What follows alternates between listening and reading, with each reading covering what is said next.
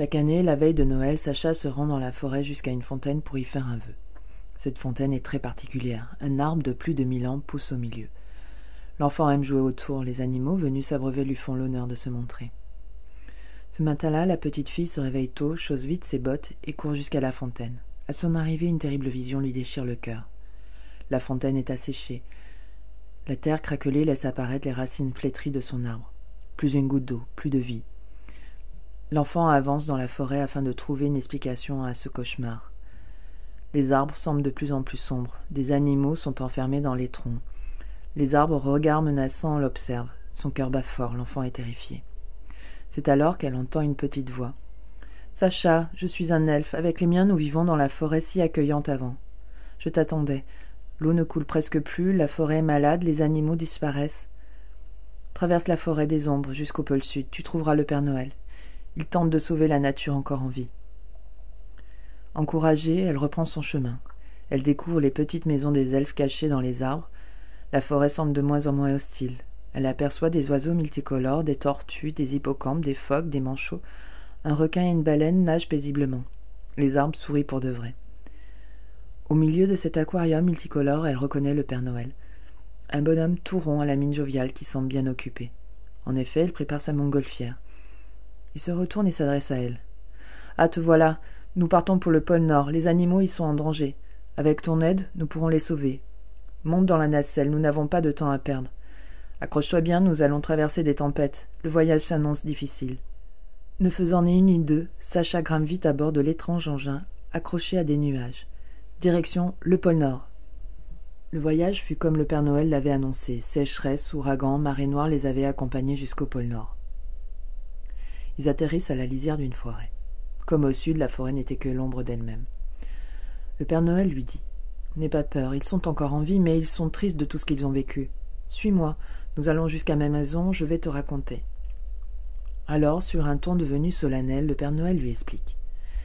Les humains déforestent la terre en détruisant l'habitat naturel des animaux. Les humains extraient du pétrole, du charbon qui polluent l'air. Les humains fabriquent au-delà de leurs besoins et épuisent les océans. Le récit du Père Noël accable la petite d'une profonde tristesse.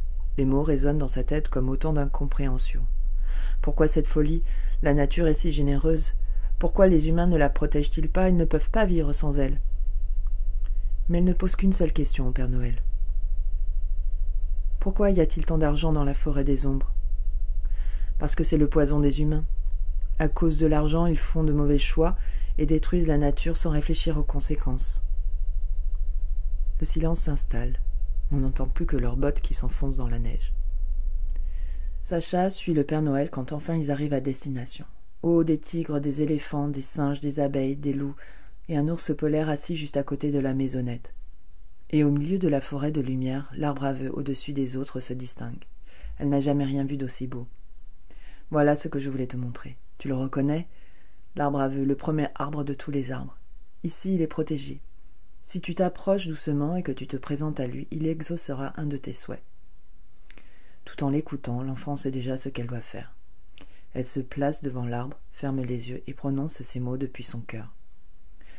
Cher arbre, arbre de mon enfance, mes larmes ne seront jamais assez nombreuses pour refaire couler l'eau des fontaines et des rivières. Pour venir jusqu'à toi, j'ai traversé des terres et des océans. J'ai vu les conséquences de ce que mon peuple a fait. Cette année, mon vœu ne sera pas pour moi. J'ai tout ce dont j'ai besoin, mais pour les animaux. Elle se tait un instant comme pour mieux mesurer l'intention de son souhait. Attribue à chacun des humains un animal, qu'il s'engage à préserver son habitat et vive ainsi en harmonie avec la nature. Dans un mouvement ample et gracieux, l'arbre se déploie puis se penche pour cueillir deux larmes de l'enfant. Au creux des branches, les petites larmes se transforment. L'une devient une étoile bleue, la seconde une petite plume argentée. L'arbre place l'étoile dans le ciel puis s'adresse au bonhomme tout rond. Ce soir, c'est la nuit de Noël. Suis cette étoile, elle sera ton guide. Distribue les présents à chaque enfant. Demain matin, quand ils ouvriront leurs yeux, leurs animaux apparaîtront. Ils sauront quoi faire. « Et la plume » s'écrie l'enfant.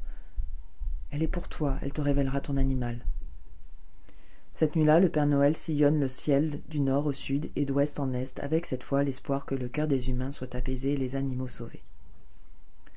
Le matin du 25 décembre, Sacha ouvre les yeux et descend vite devant le sapin. Elle ne sait plus si elle a rencontré l'elfe, le Père Noël et l'arbre, ou si simplement elle a rêvé. Et cachée derrière un paquet, elle trouve une petite plume argentée.